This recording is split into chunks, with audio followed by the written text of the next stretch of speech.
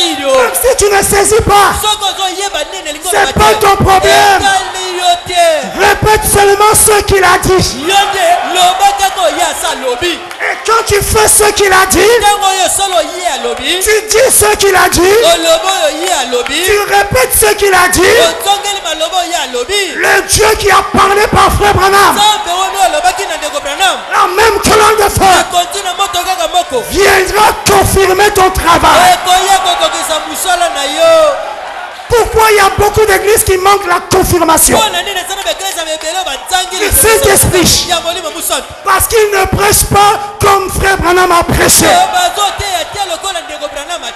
Quand tu ajoutes, tu retranches, tu n'as plus le message pur.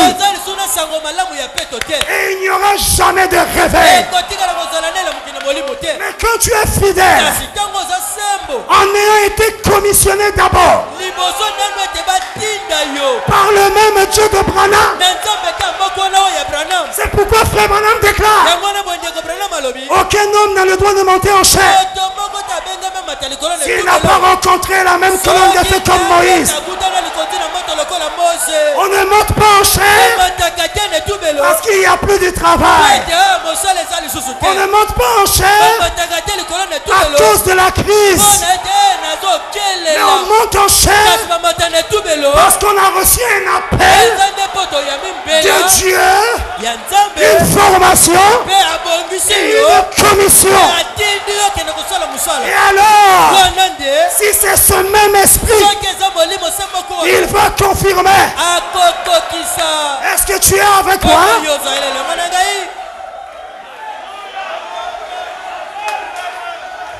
Reproduisons seulement le plan que notre Moïse nous a donné. Et le plan là, il est dans les messages. Les brochures et les MP3. Le plan est là. Appliquons seulement.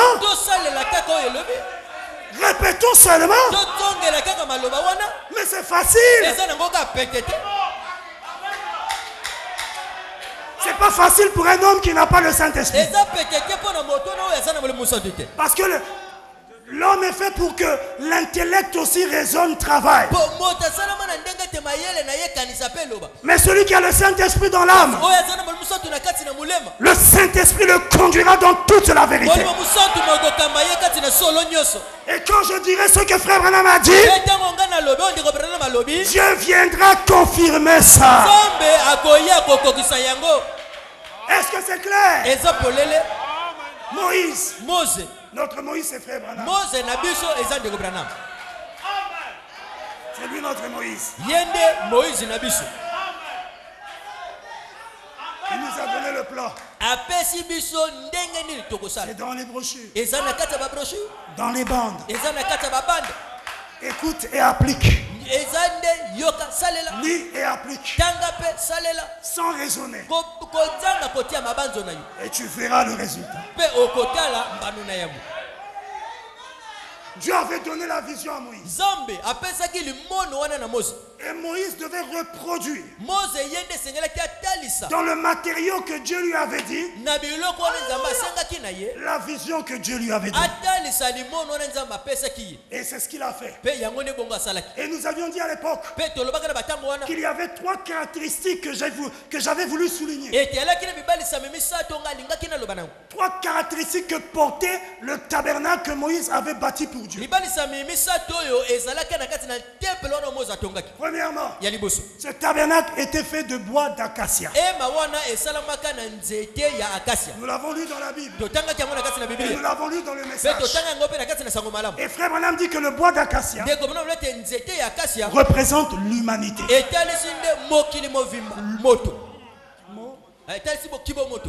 Ok.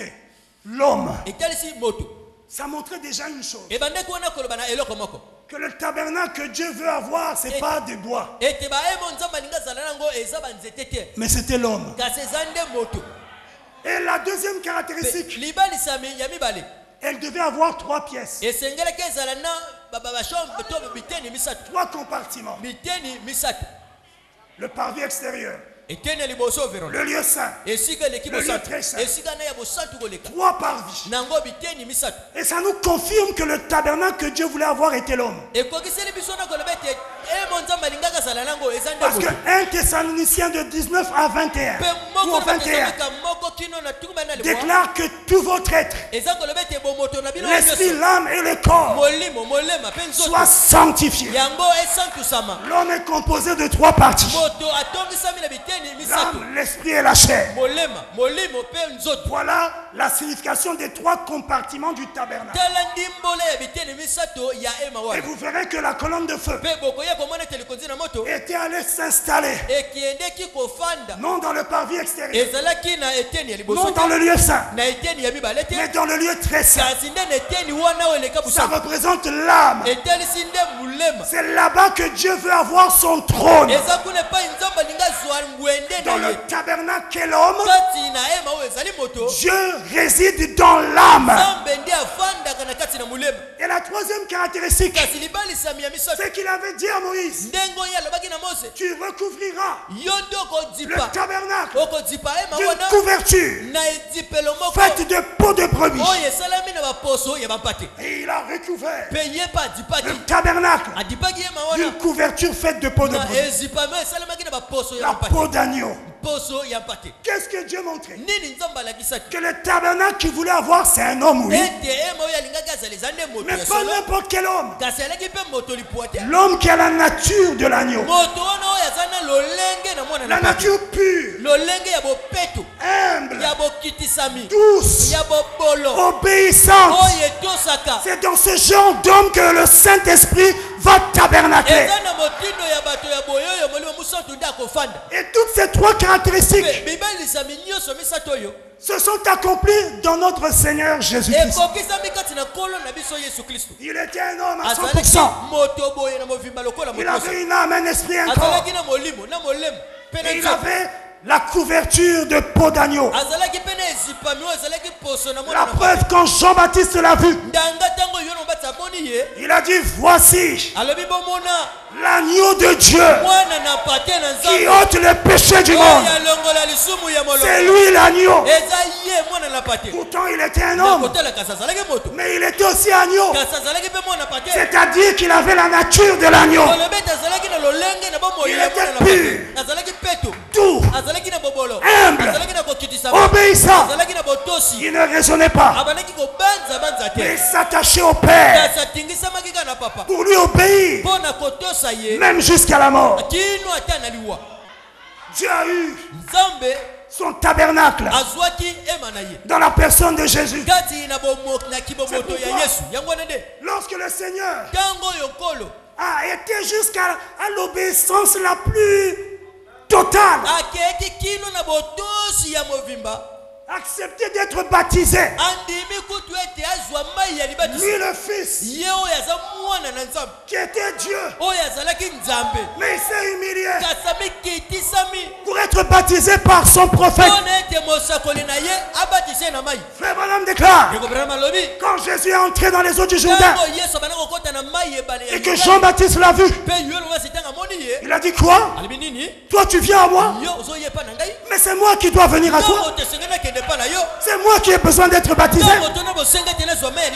Frère Branham déclare: les yeux du Dieu des prophètes et les yeux du prophète se sont croisés dans les eaux. Les yeux du Dieu des prophètes et le Dieu et les yeux de l'aigle prophète se sont croisés. Et il y a eu une conversation que la Bible n'a pas montré. Matthieu n'a pas vu ça. Il n'a pas entendu. Jean n'a pas reçu la révélation. Luc, n'en parlons pas. Ni Marc. Mais quand William Marion Branham est venu sur la scène, Il a dit écoutez ce qu'ils se sont dit. Jésus a regardé Jean-Baptiste. Il lui a dit Jean, ne sais-tu pas qu'avant que l'agneau ne soit sacrifié, il doit être lavé avant d'être présenté. Jean-Baptiste dans le cœur a dit Amen. Et Jésus a continué. Jean-Baptiste, ne sais-tu pas que le sacrificateur, avant d'entrer dans le service, il doit être lavé dans la cuve des reins? Jean-Baptiste a dit Amen. Et Jésus a encore dit, Jean-Baptiste, ne sais-tu pas que la parole de Dieu vient au prophète? Oh, moi je suis la parole. Toi tu es le prophète. Et moi la parole, je suis venu à toi le prophète. Jean-Baptiste a dit, oh, Amen. Et Jésus est entré dans les eaux. Il a accepté de se faire baptiser.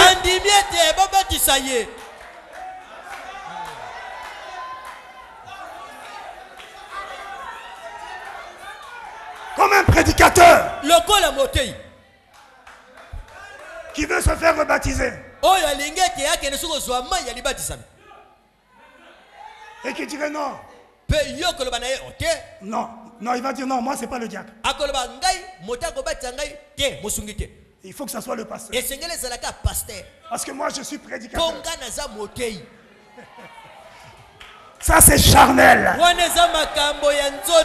Humilie-toi.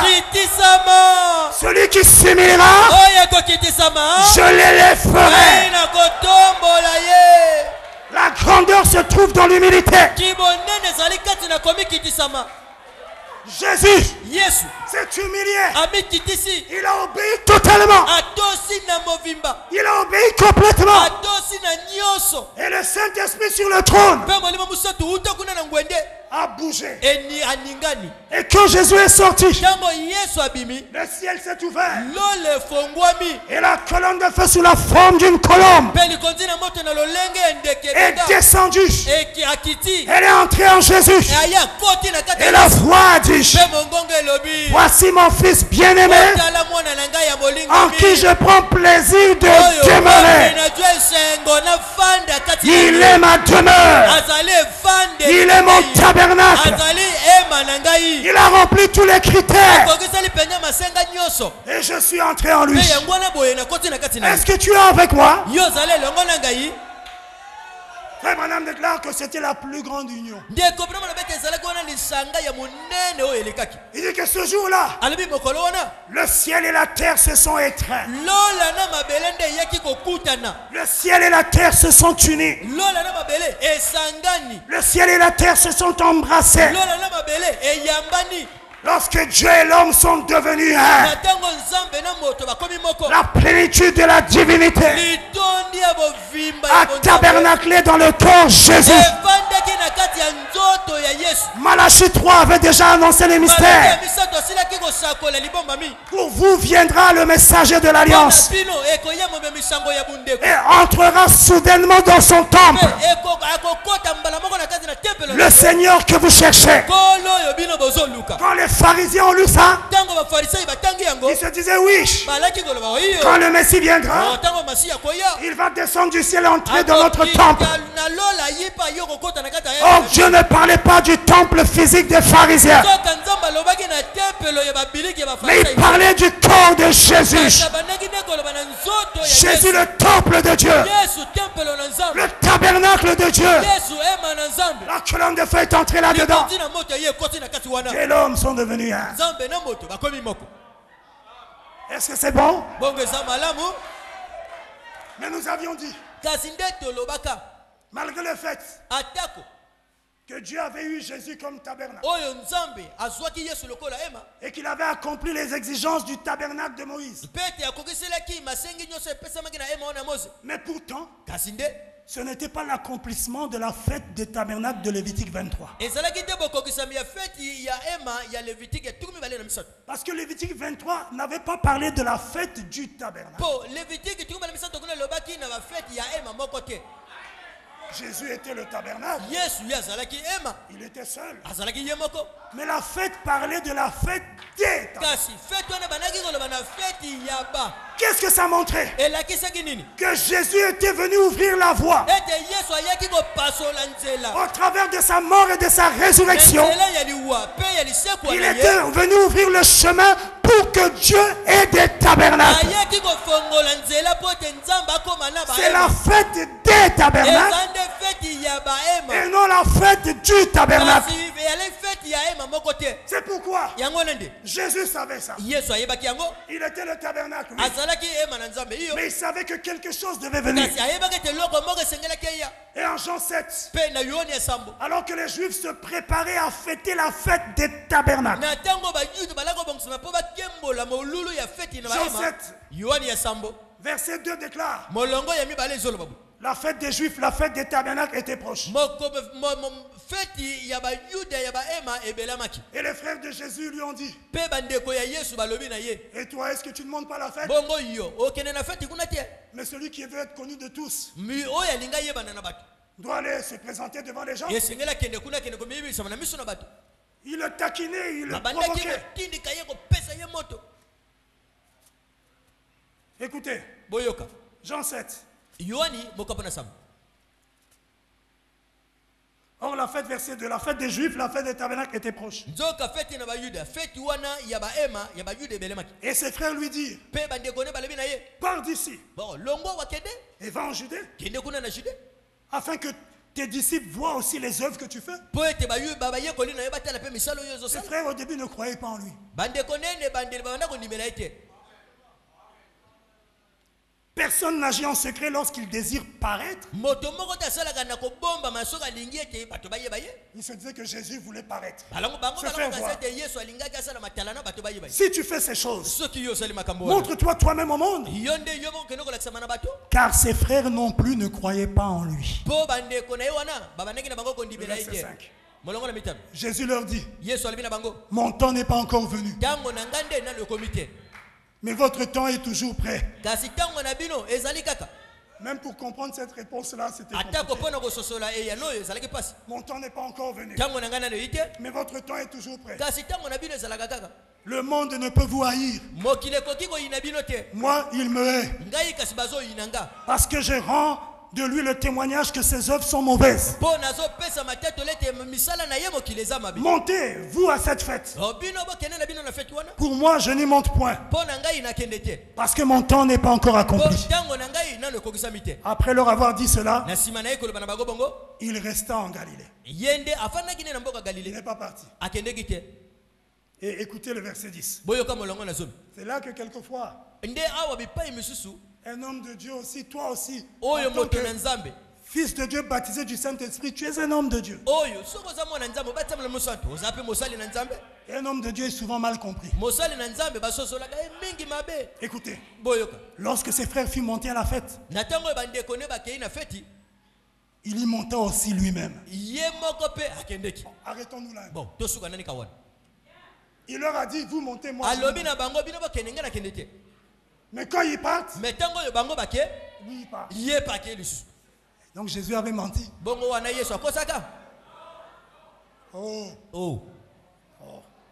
Mais lisez vous-même. Ça, c'est pas un mensonge. Il a dit: mon temps n'est pas venu. Je n'y monte point. Et vous montez. Et ils sont partis. Et dès qu'ils partent, lui aussi il part. Bon, maintenant, qu'est-ce que ses frères allaient dire en le voyant là-bas? Ils ont dit: vous voyez, c'est un menteur. Et il dit qu'il est le Messie. Frère Branham déclare: Frère Branham déclare. Il y a des moments où c'est Jésus en tant qu'homme qui parlait. Et il y a des moments où c'est Dieu. Jésus en tant que Dieu qui parlait. Le mystère de la divinité, frère. Si tu veux comprendre dans tous les détails, tu vas te casser la tête. C'est un mystère. Et malgré la révélation, il garde toujours un élément surnaturel.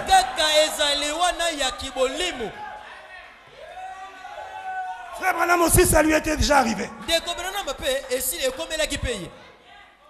Frère Branham est à la maison. L'heure du culte arrive. Sa femme lui dit, chérie, tu ne vas pas à l'église?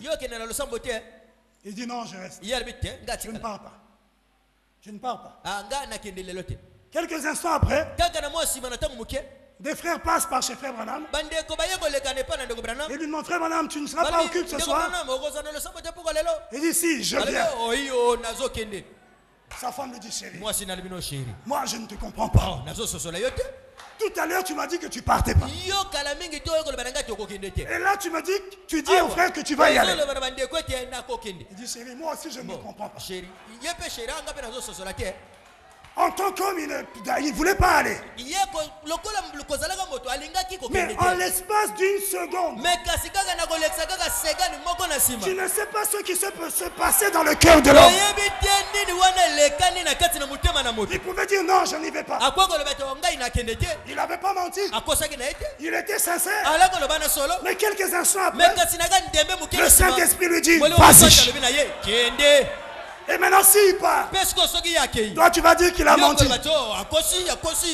Non, il aurait menti si quand il avait dit je n'y vais pas,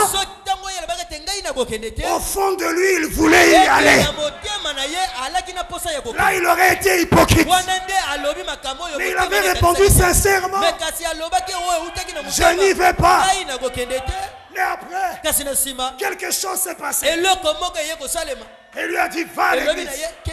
Et les frères sont passés. Frère Branham, tu vas au culte? Il dit, oui, je viens.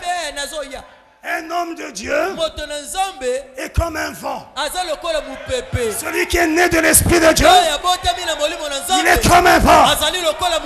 Tout comme on ne sait d'où vient le vent et où il va, un chrétien rempli du Saint-Esprit, on ne peut pas le maîtriser.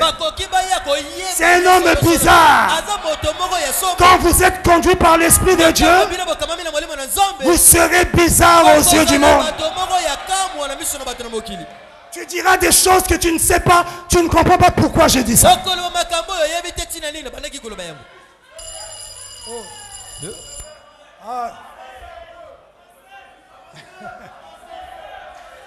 À 30, c'est à 30, non? Ah, que j'avance? C'est pas moi, c'est eux. Hein? Donc un chrétien aussi est comme ça. Un vrai chrétien. Quelquefois tu dis des choses, tu ne sais pas pourquoi. Et quelquefois ce que tu dis semble contraire au but que tu veux atteindre. Mais c'est le Saint-Esprit qui fait. Je me rappelle toujours de ce jour-là. Un jour, je rentrais de l'église avec ma femme. Après avoir prêché, j'étais diacre à l'époque. Et je rentrais fatigué. J'habitais à Mukondo. J'habitais à Mukondo. Et le raccourci pour arriver à Mukondo, c'était de passer par le CG. Et on allait vers l'église Sainte-Rita, il y avait un ravin. C'était la route la plus rapide. J'étais fatigué. Je rentre là. Et j'arrive au terminus. Et on prenait toujours le raccourci quand on rentre. Et je disais à ma femme, et dès que j'arrive au terminus, je dis à ma femme, non, on ne prend pas le raccourci. On passe par Sonako. Oh, ma femme regarde comment. Sonako. Tu es fatigué, puis on va traverser tout Sonako, mais c'est loin. Il faut le raccourci est là. Je dis chérie, allons par Sonako. Elle a obéi. Et on marchait, j'étais fatigué. Dès que j'entre à Sonako, et on fait les premiers pas, tout d'un coup une voiture s'arrête devant. Un taxi. Et la face d'un frère sort. Frère Midel. Il dit, frère Charmant, tu vas où? Je dis, je vais à la maison. Il dit, entre, je vous dépose. Nous sommes entrés. Je dis, chérie, tu vois? Quand je t'avais dit, allons par là. Moi-même, je ne comprenais pas. Mais je sentais qu'il fallait qu'on passe par. Oh, Dieu avait préparé son fils. Le frère Midel. Je ne sais même pas s'il est là. Et ainsi, il se rappelle encore.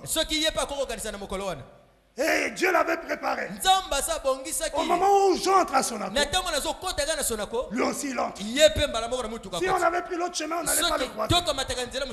Tu avais vu que j'étais fatigué. Il dit, je vais envoyer mon fils prendre mon serviteur. Mais pour que la chose s'accomplisse, il faut qu'il accepte de faire une chose qui est contraire à la pensée humaine. Qu'il prenne un chemin un peu bizarre. Mais pourtant c'est mon chemin. Parce que c'est là que mon fils va le prendre. Souvent nous avons des problèmes parce que nous ne discernons pas cette voix qui nous parle. Ceux qui sont conduits par l'Esprit de Dieu sont fils de Dieu. Et j'ai vécu cette chose-là d'une manière flagrante. Avec notre pasteur. À l'époque, je n'étais même pas marié. On était à Kinshasa. Et il y avait une convention à Shekina. Et nous habitions dans un quartier qu'on appelle Mongafula. Le pasteur habitait chez le frère Mwambai. Le frère Mwambai qui vend les cassettes, les CD là-bas. Avec sa famille, il était logé là-bas. Et moi, j'étais logé à quelques mètres. Chez un frère appelé Émile. Et aussi un frère proche au frère Mwambai. Et on allait à la convention. J'avais passé 6 mois là-bas à Kinshasa. Et un jour de la convention, je vais prendre notre pasteur. Pour qu'on aille à la convention. Le quartier où se tenait la convention était très loin. Chez Kina, c'est à Limete, je crois, ou à Njili.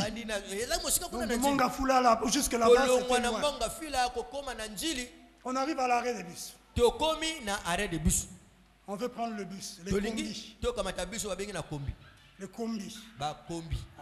On n'attend rien. Oh, qu'il y avait une pénurie d'essence, de carburant. C'était grave. On attend l'occasion, rien. On n'attend rien. Plus d'une heure, rien. Tout d'un coup, de loin, on voit un bus qui portait la banderole de la convention de Shekina. Et je me suis dit, ah, c'est un bus de la convention. On va l'arrêter, il va à la convention, il va nous laisser là-bas. Le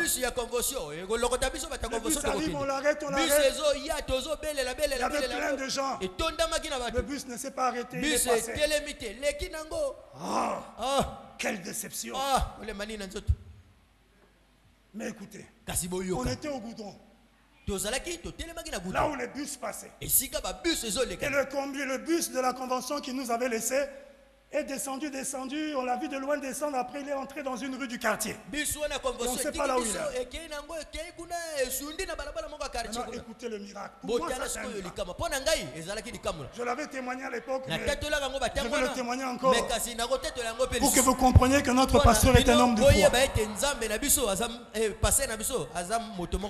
Le pasteur me dit, Charmant, suivant ce bus, c'est lui qui va nous amener à la convention. Je regarde le pasteur. Je dis, oh, pasteur. Le bus est descendu. Il est entré dans une rue. On ne sait pas, peut-être qu'il est sorti là-bas, on ne sait pas où il est allé. Et nous, on va suivre quelque chose qu'on ne voit plus. Alors qu'on est à l'arrêt, peut-être qu'il y a un bus qui va passer. Il dit, fils, allons, on partira par ce bus. Je dis, ah, quand même. Dans le cœur, je dis, mais ça, c'est illogique. C'est pas logique. C'est pas raisonnable. Là, c'est la raison qui travaille. Mais on est à l'arrêt là. On va suivre le bus. On ne sait même pas lequel rue il est entré. Bon, on va entrer dans le quartier, mais s'il est sorti quelque part. Bon, mais comme la brebis doit suivre le berger. Le pasteur a commencé à marcher. Moi aussi, je me suis mis à le suivre. Mais avec incrédulité. Et pendant que je le suivais, moi je regardais derrière. Le pasteur a constaté que je regardais derrière. Ah bon? Moi, regarde derrière. Mais moi, je regarde devant. Ça disait beaucoup. Hein? Finalement, je ne regarde plus derrière. Mais dans le cœur, je me disais, ah, on a laissé l'endroit approprié. Et pendant qu'on marchait, le pasteur me dit, aujourd'hui charmant, tu sauras ce que c'est que la foi.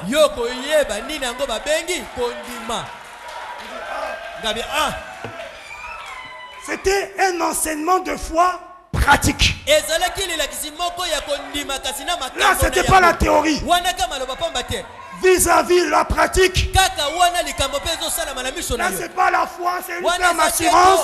Tu dois croire. Non, la pratique. Je dis, ah bon? Et on marche. Après, le pasteur prend une rue. Et moi aussi, je le suis, j'entre dans la rue. On marche. Et après, on se rend compte qu'il y a une impasse. La rue est terminée. Alors moi, je préparais déjà ma riposte. Elle lui dit, tu vois, pasteur, tu ne m'as pas écouté, il fallait qu'on reste là-bas. Mais écoutez, je vois impasse. C'est ce qu'on voit. Et dans le cœur, je me dis, ah, voilà, pasteur. Et on regarde les maisons. Et là, sur la droite, il y a une parcelle. Le portail était ouvert où il n'y avait pas de portail. J'ai oublié. Et on voit dans la parcelle des gens qui préparaient. Et on voit le bus garé là.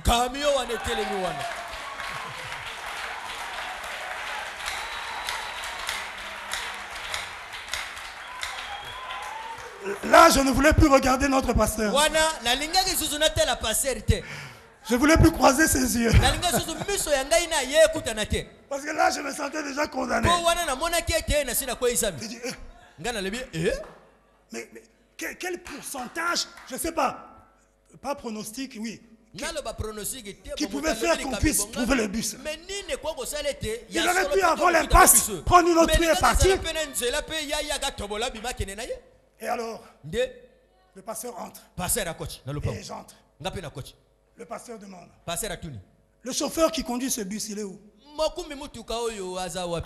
Et une femme nous dit non, il est dans la maison. Elle dit, il peut revenir. Et le frère vient. Et le frère est arrivé. Le pasteur lui dit, nous sommes des serviteurs de Dieu, nous allons à la convention. Mais on attend depuis longtemps les bus, il n'y a pas de bus. Et on t'a vu passer, est-ce que tu peux nous amener à la convention? Et le frère dit, il dit, ah non, aujourd'hui j'avais demandé la permission au pasteur Dioka. On a un mariage, donc aujourd'hui je ne travaille pas pour l'église. Mais on a un mariage là. Donc je ne peux pas aller à la convention. Après, il s'apprête à partir. Le pasteur lui dit, tu peux nous donner de l'eau? Il entre, il nous donne de l'eau. Après, il rentre encore. Et nous, on boit l'eau. Non, je ne sais pas comment. Tout d'un coup, il revient. Il dit entrez. Je vais vous laisser à la convention.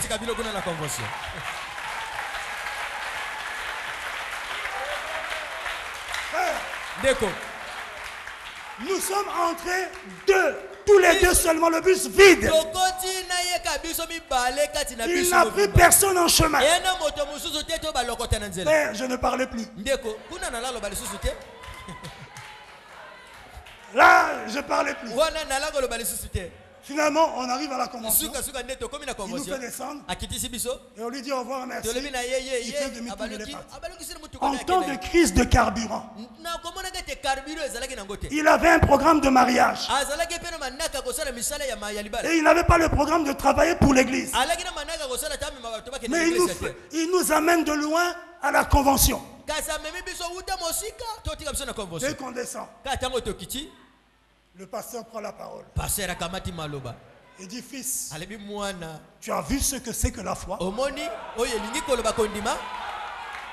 Quand je t'ai dit suivons ce bus, une voix m'avait dit, c'est ce bus qui vous amènera à la convention. Il dit, j'ai cru cette foi. J'ai continué de croire. Et voilà, nous sommes là. Tu as vu ce que c'est que la foi? Je dis, oh pasteur, j'ai vraiment vu et compris. Est-ce qu'on peut acclamer le Seigneur? Que Dieu vous bénisse. Devant nous, nous allons prier. Il est temps. Oh, nous avons un pasteur qui est un homme de foi.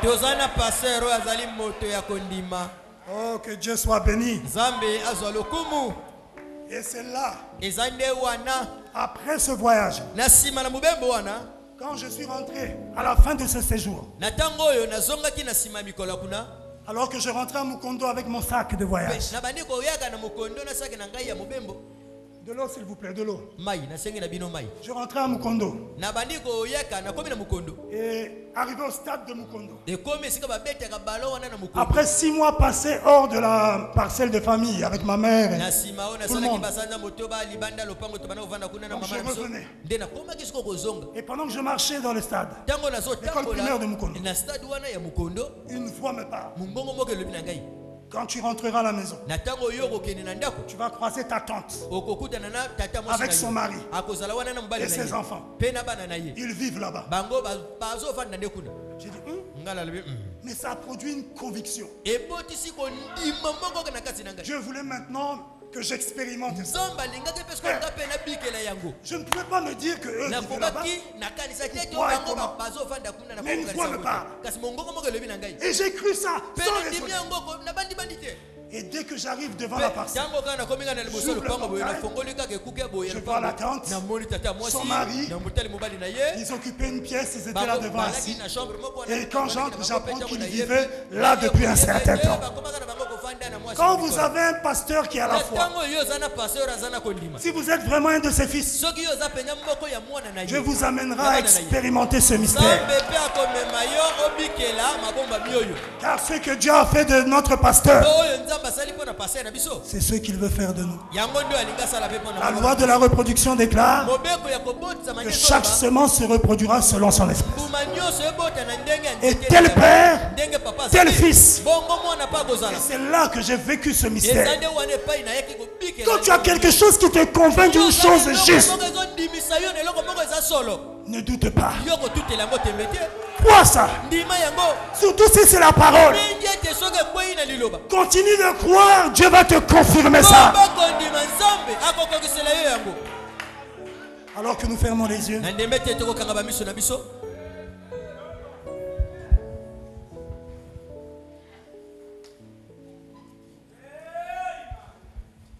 Qui fait bon à ton service, Jésus, mon sauveur, qu'il est doux le sacrifice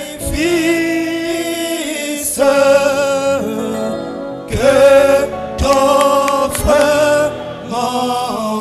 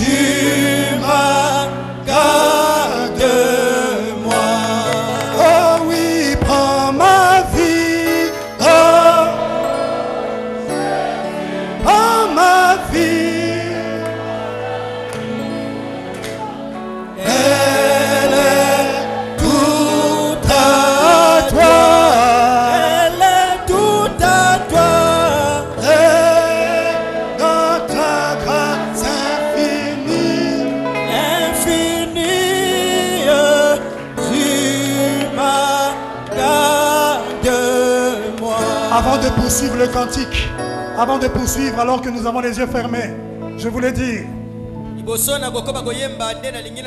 quand le Seigneur est allé ce jour-là à la fête, le 7e jour, le grand jour de la fête, la Bible déclare qu'il s'écria, celui qui croit en moi, qu'il vienne à moi, et des fleuves d'eau vive couleront de son sein. Et la Bible déclare qu'il dit cela de l'esprit qui était en lui et que devaient recevoir ceux qui croiraient, parce que le Saint-Esprit n'était pas encore donné.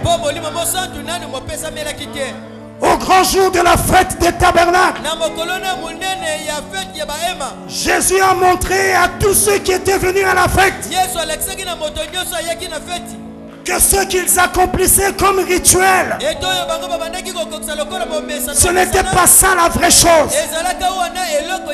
Mais le véritable tabernacle que Dieu voulait avoir, c'était les hommes. Et pour que les hommes deviennent les tabernacles de Dieu, ils devaient croire en Jésus. Et le Saint-Esprit devait venir en eux. Et alors ils deviendraient les véritables tabernacles. Car Dieu veut des tabernacles. Jésus était venu ouvrir le chemin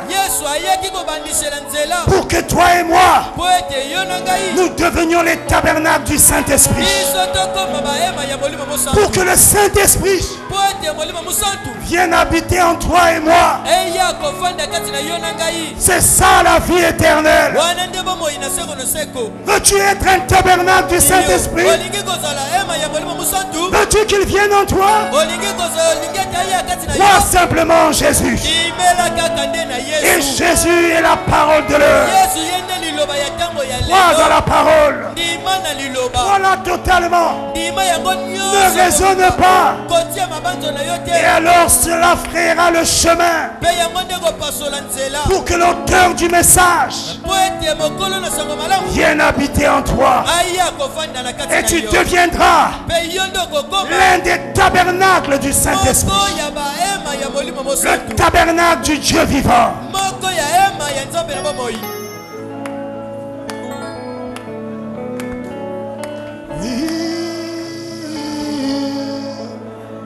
Je veux te servir, les yeux fixés sur mon guide, toujours obéir. Oh, prends Jésus.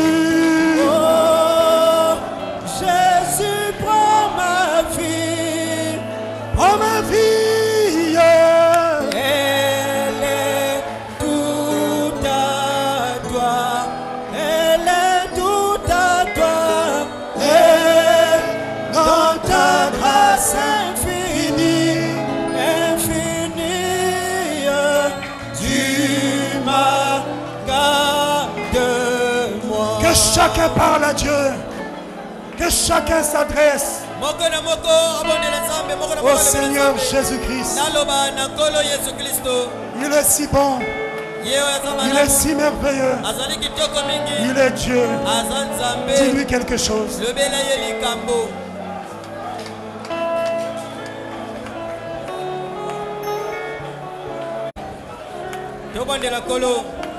Dieu est réel. Et il est vivant.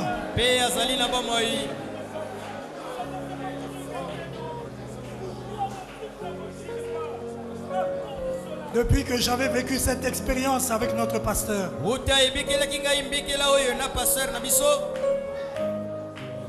et que je l'ai vécu quand je suis rentré, c'est ainsi que cette voix commençait à me parler. Pour le mariage.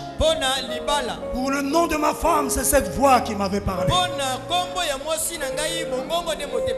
La voix m'avait dit, tu dois te marier.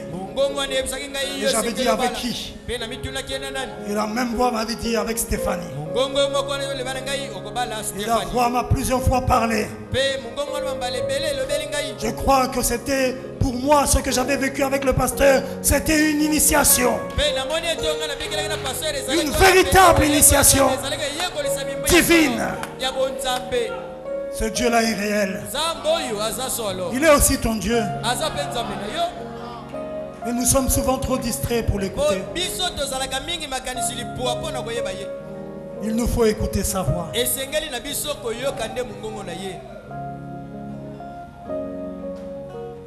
Alors que je vais prier, si tu as des requêtes, tu lever la main. Si tu es malade, touche la partie malade. Seigneur de gloire, Père, alors que ta parole a été apportée, j'ai essayé de faire un résumé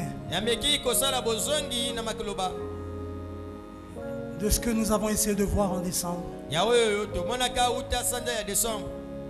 Mais je sais que tu as aussi parlé. Parce qu'il y a beaucoup de choses que je n'avais pas prévues, mais que tu as eu à dire. Je crois que tu as parlé à tes enfants. Ils ont écouté ta voix. Ils ont cru que tu leur as parlé. Ils t'ont prié. Confirme ta parole maintenant. Ils ont des requêtes. Il y en a qui ont levé la main. D'autres sont malades, ils ont touché la partie malade. Oh Père, oh Papa, toi qui sondes les cœurs et les reins, toi qui vois ce que moi je ne vois pas, réponds à chacune de ces requêtes. Tu es Dieu, tu es El Shaddai, tu es Jéhovah Jireh, tu es le Dieu tout-puissant, le Dieu de Branham, le Dieu de Massamba. Tu es notre Dieu. Viens accomplir ta parole. Que ceux qui sont malades soient guéris. Que les démons qui les tourmentent les quittent au nom de Jésus-Christ. Qu'ils reçoivent la guérison. Que ceux qui ont des requêtes, qu'ils ont exprimées en levant leurs mains, au nom du Seigneur Jésus-Christ, qu'ils reçoivent selon leurs requêtes. Qu'ils soient faits à chacun selon ce qu'ils t'ont demandé, Père. Accomplis-le, Seigneur, afin que notre joie soit parfaite. Tu exauces les prières. Tu confirmes ta parole. Tu guéris les malades.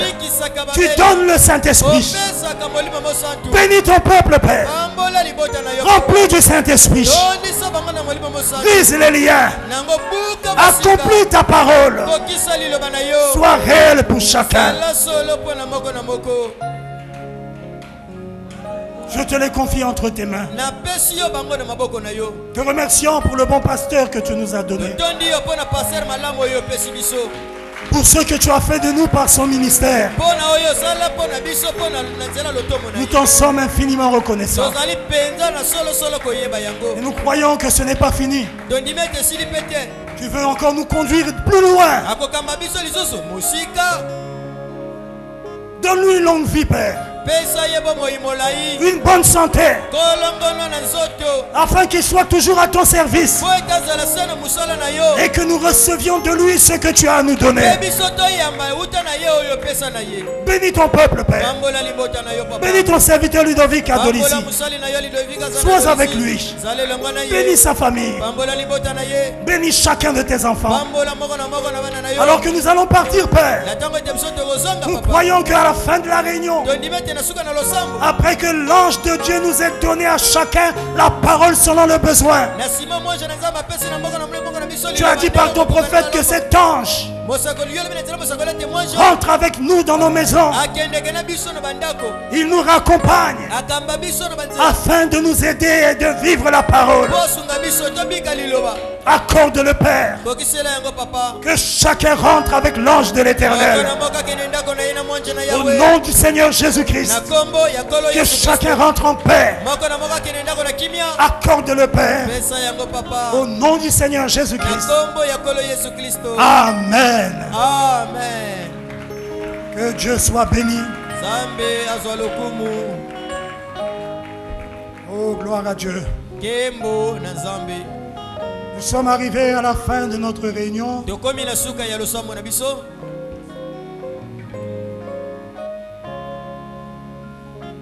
Je voudrais à la fin du culte dans mon bureau recevoir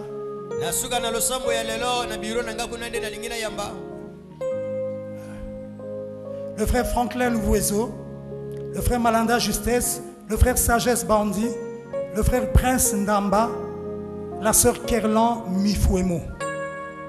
Dans mon bureau en haut.